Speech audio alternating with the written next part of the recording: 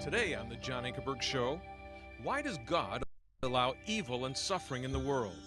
If you've ever sat by the bedside of a loved one and watched them die from some terrible disease, or you've lived through an earthquake, a hurricane, or a tornado, then you've probably asked, how could God let this happen?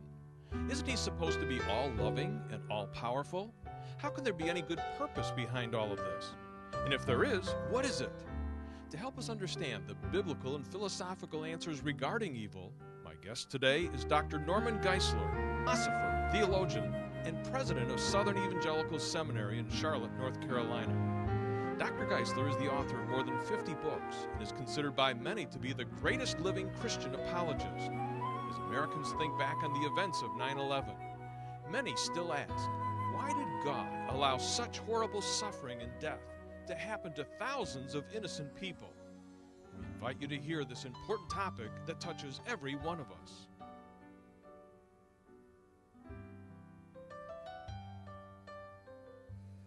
Welcome. We're talking about the problem of evil. Our guest is Dr. Norman Geisler. You know, God's reputation is at stake.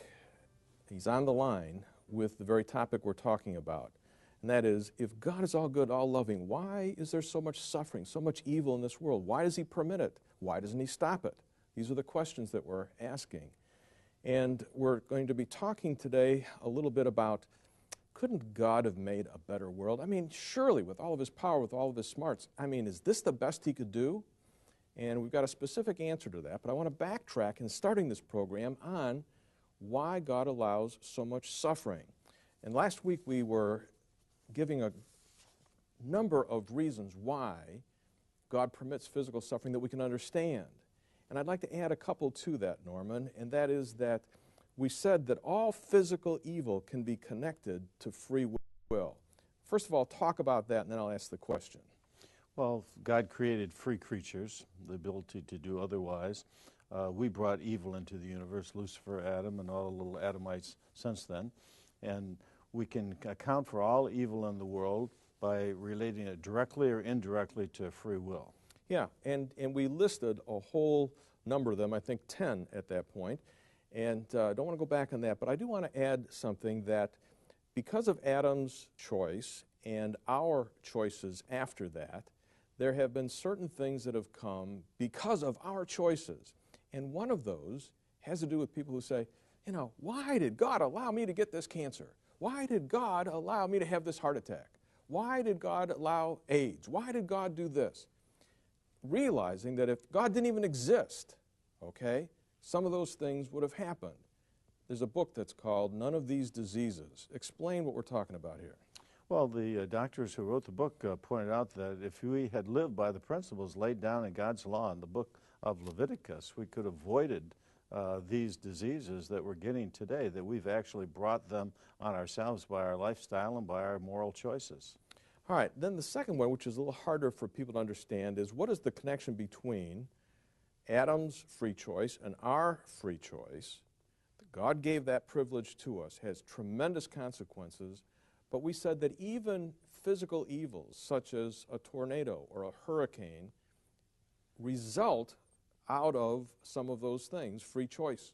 How does that do so? And specifically, let's talk about when Adam made that choice, the fact is he started to take it out on his family, the relationship. There would be arguments, there would be sins that would come in because he started to choose that over God's way. In terms of how he treated the environment, we know today that there are certain people that pollute our streams, our lakes, and we're putting laws against that. There are other things that people do that affect the environment. How far can we carry that out in terms of free choice has been the cause of some of these problems that we live with? Most of our environmental problems are caused by our free choice, strangely enough. Poverty is largely caused by free choice. Most countries in the world produce enough food for the minimal needs of their own people. Why were people starving in Ethiopia? Not because they didn't have enough food. They were even shipping food to England because there was a political and moral bottleneck in the country in which the food never got to the people because of the corruption of those who were leaders. We have people who have overgrazed the land and caused famine. We've had the Dust Bowl in the United States years ago. We have cases where abuse of the land. In the Old Testament, you were supposed to let the land rest every 7th year, for example. If you don't do that, the land doesn't become productive. And God took all 70 years into captivity because for 490 years they had been doing it. It says in 2 Chronicles, for instance. So you have numerous illustrations where our choices have caused poverty, have caused plagues, have caused drought, deserts, hunger in the world. So you can't blame all this on God. All right, and then go one step further. The fact is these things are each pieces that help us understand why we experience some of this evil and physical suffering in our world. And God decided that the package that he would make, where we would have this freedom, these things would be part of that package. And that's where we get into this thing. Is this the best of all possible worlds? Is this the best way to do it, even if you're God? Now that's where we're at. Talk to that. Well, Candide wrote his famous satire on Leibniz's The Odyssey, "This is the best of all possible worlds," and Candide was right. This is not the best of all possible worlds. Anyone could improve on it. One less crime today, one less murder, one less rape, one less child being abused would make it a better world. So this is not the best of all possible worlds, but you can argue convincingly from the Bible and good reason that this is the best of all possible ways to get to the best of all possible worlds, that this is the necessary precondition, that tribulation works patience, for example, that allowing sin permits the possibility of forgiveness, that higher order virtues cannot be produced without lower order evils being permitted. In other words, God permitted the dentist chair, the pain of the dentist chair, so he could produce in us the pleasure of having a better set of teeth. Yeah, but there are still some critics that don't agree with you, and so they're going to try to do a better job, and they're going to say, well, listen, you know, if I was God, I could have made a better world. So let's take some of the worlds that have been suggested. One option is really a strange one. You know, it'd been better if God hadn't created it all.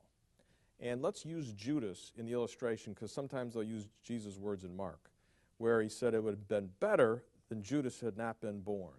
Now, Jesus wasn't talking about existence at that spot. What was he talking about?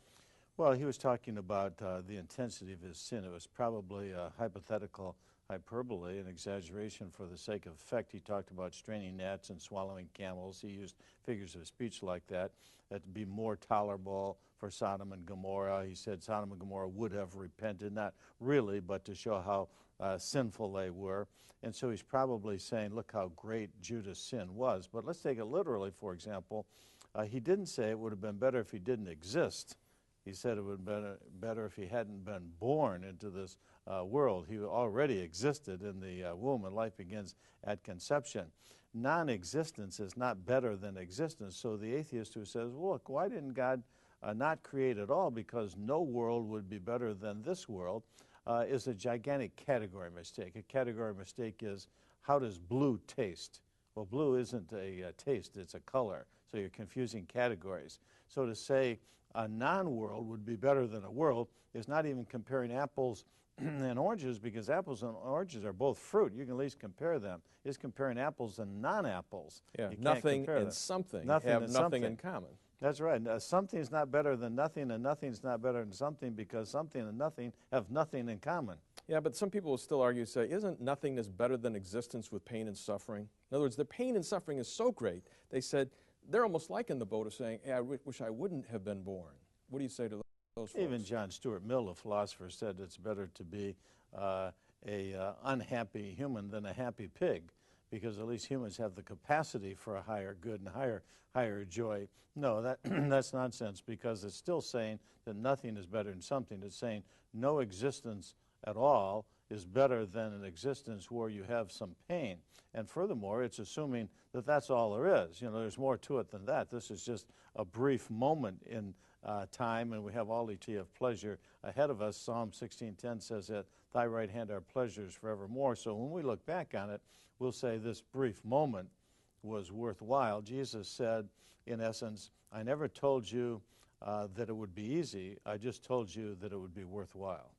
Yeah, as we're going through this, if there are no good reasons for accepting these other hypothetical worlds that people have concocted, and so that we're left with only this one, then we might start to understand why God gave us this one. Exactly. Let's go to another one. Some people, strangely enough, have said, you know, it'd been better if we had a world with no free creatures. Because free choice, I mean, if that's the thing that allowed us to bring all these evils in, it'd have been better to have a world with no free choice, which is a strange thing to say. Well, if they mean morally better, then obviously they're in a self-defeating statement, because it can't be morally better to have a non-moral world.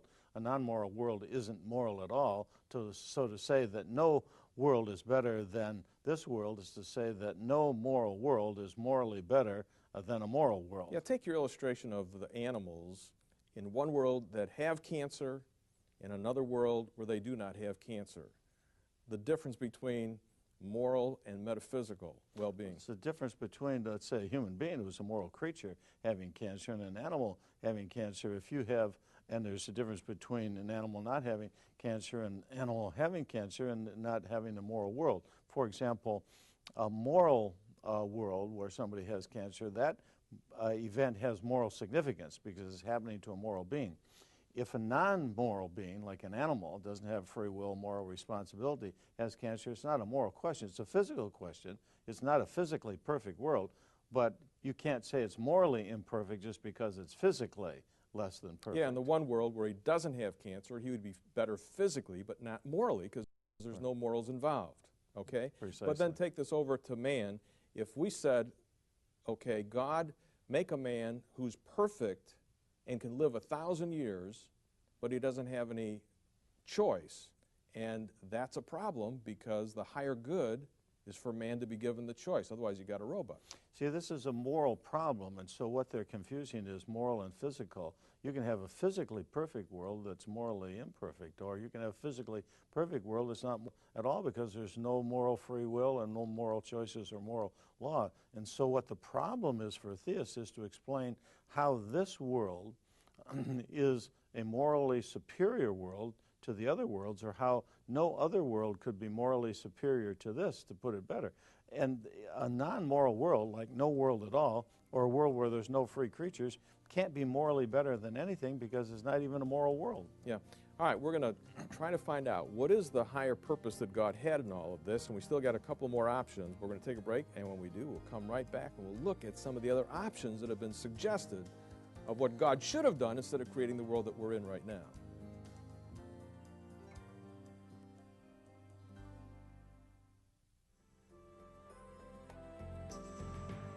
We're back. We're talking about the problem of evil. What is all this evil in God's good world? Why does God allow it to continue? When's he going to stop it? And we're talking about the assertions that certain critics make, atheists would make, where they would say, you know, because we have so much sin, this proves God doesn't exist. If God did exist, he could have done a much better job than the world that we're in. And then they start to list all these possible worlds that they think would be better than the one we're in. When you examine those, you find out, no, they really wouldn't want to live in that world. And one of the things that they suggest, Dr. Geisler, is that, say, what about a free world that would not sin? Why is that wrong? Well, it's logically possible, but actually unachievable as long as some free creature chooses to sin. For example, it's logically possible I could be robbing a bank right now. But it's not actually possible because I've chosen not to rob a bank now.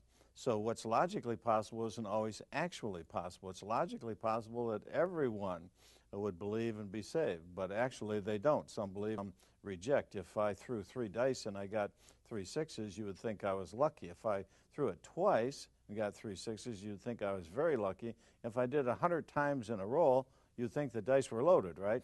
Well, what if God created free creatures?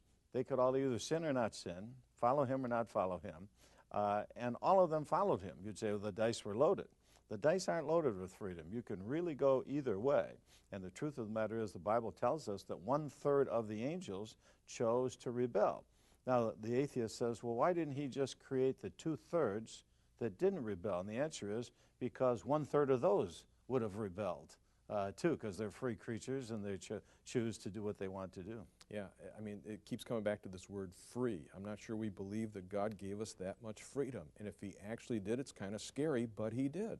It's very scary, and it has tremendous consequences because free choices are choices that result in certain things. If you freely choose to jump off a cliff, there's a consequence. You're going to hit the bottom. It may take longer depending on how high the cliff is, but you're going to hit the bottom.